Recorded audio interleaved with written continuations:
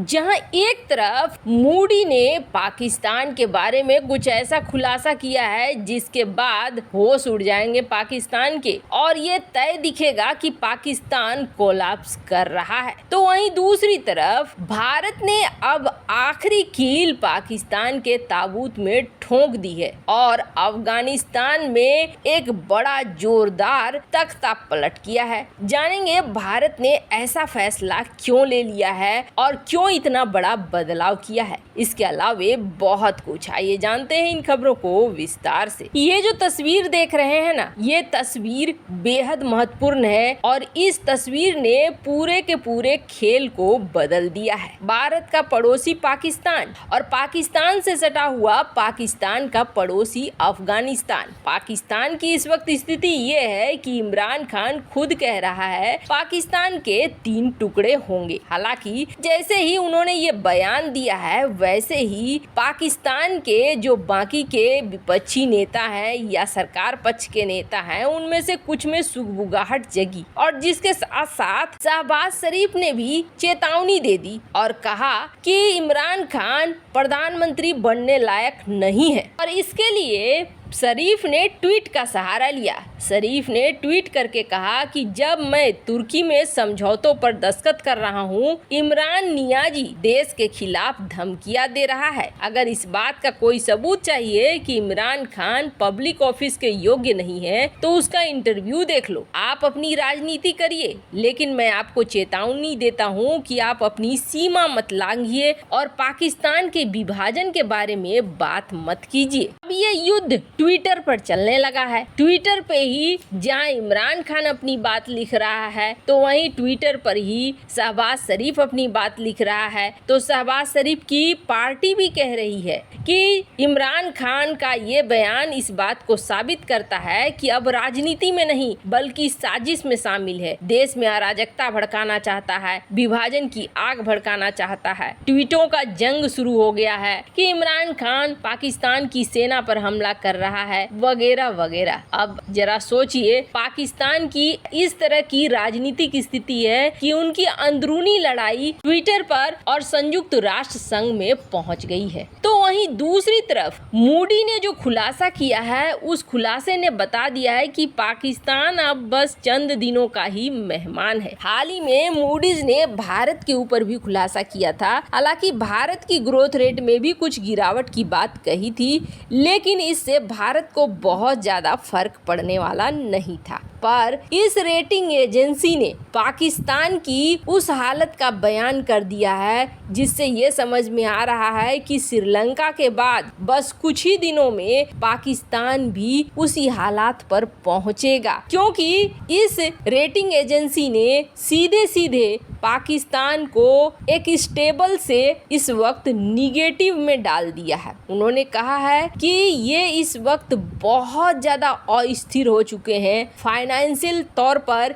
ये बहुत कमजोर हो चुके हैं और IMF अगर लोन नहीं देता है तो ये तबाही हो जाएंगे। अब मूडी ने जब ये कहा है तो इसका असर क्या होगा, जैसा कि हमने आपको पहले भी बताया है, ये जो संस्था है इस संस्था पर बहुत सारे निवेशक निर्भर हैं। उनकी रेटिंग देखकर ही ये कंपनियां फैसला लेती हैं कि किसी देश में निवेश करना है कि नहीं करना है। पाकिस्तान के बारे में इस तरह की निगेटिव खबर आने का मतलब है IMF से पास होने वाला लोन भी पास नहीं होगा और कोई कंपनी पाकिस्तान की तरफ इस वक्त रुख नहीं करेगी।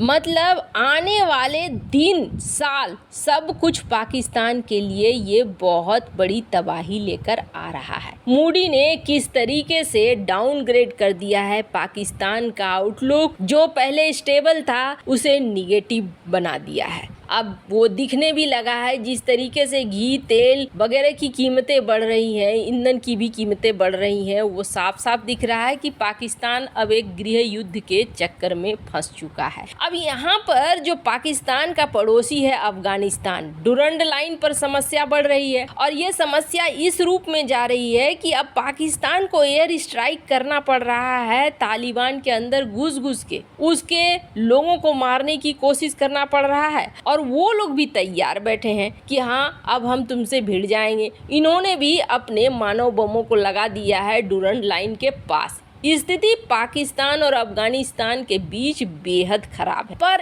एक बीज और एक चाल चली एनएसए अजीत डोभाल ने। अभी हाल ही में आपको जैसा कि पता है दुशांबे में एक मीटिंग हुई थी जिसमें NSA Ajit Doval, central Asia के देश, यहाँ तक कि चीन वगैरह भी साथ आए थे। ये बातचीत होने के बाद ये कहा गया कि हम जो टेरर कैंप वगैरह हैं अफगानिस्तान में उसे नष्ट करेंगे, और इसके लिए चीन ने भी हाँ कर दिया भारत को कि हाँ भाई ऐसा तो होना चाहिए क्योंकि हम भी शिनजियांग में परेशान हो रहे हैं। तो चीन को भी बात समझ में आ गई कि अफगानिस्तान में मामला थोड़ा दिक्कत वाला है। पाकिस्तान जिसके सहारे चीन अफगानिस्तान में एंट्री करने वाला था उसे मुश्किलें सामने दिख रही है। ऐसे में चीन अपने बॉर्डर को सुरक्षित करने में लगा हुआ है कि किसी तरीके से सुरक्षित हो जाए। तो भारत ने एक ऐसा कदम उठा लिया है जो अप्रत्याशित है, जिसको देखकर सचमुच चौंक जाएंगे, और ये तस्वीर उस कदम को बयां कर रहा है। अब दरअसल ये है कौन? तो ये है भारत के विदेश मंत्रालय से जुड़े हुए शख्स। ये है सेक्रेटरी लेवल के, और इनके ऊपर सिर्फ एक पोजीशन के बाद डॉक्टर एस जयशंकर आते हैं। मतलब ये एक खास शख्स हैं भारतीय विदेश मंत्रालय के।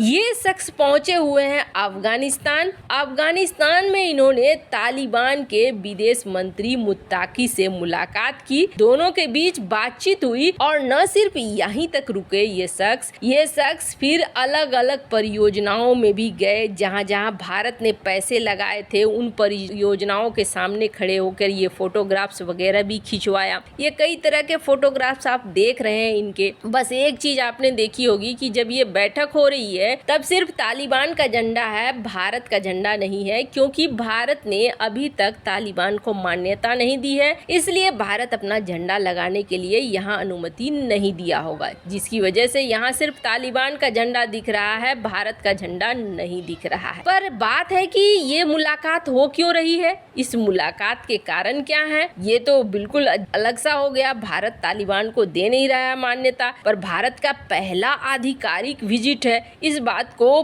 प्रूफ भी दिया जा रहा है। कोई चोरी छुपे मुलाकात नहीं हो रही है। भारत साफ साफ कह रहा है कि हाँ हम यहाँ गए थे, तालिबान से मिले थे। तो बात दरअसल ये है कि भारत अब जैसी भी सरकार है वहाँ पे उस सरकार से बातचीत कर रही है, जानना चाह रही है कि इस समस्या को किस तरीके से हल किया जा सकता है। दूसरी बात, तालिबान बार बार भारत को कह रहा है आप दूतावास यहाँ पर खोलिए, हम आपको सुरक्षा देंगे। साथ ही साथ हम आपके निवेश को नहीं भूले हैं। आपने जो अफगानिस्तान की जनता के लिए किया है, अफगानिस्तान के लिए कई प्रोजेक्ट दिए हैं, आप अभी भी निवेश कीजिए, हम इसके लिए खुले हैं और हम आपको सुरक्षा देंगे। बात सिर्फ निवेश की या तालिबान को मान्यता देने की नहीं है। डॉक्टर एस जयशंकर ने एक बहुत बड़ी बात कही थी कि बहुत सारी चीजें कूटनीति से ही हल हो जाती हैं, सेना की जरूरत नहीं पड़ती है। ऐसे में भारत का ये कदम बढ़ाना बिल्कुल सही है। भारत तालिबान से भी बातचीत कर रहा है और जैसी परिस्थिति होगी उस हिसाब से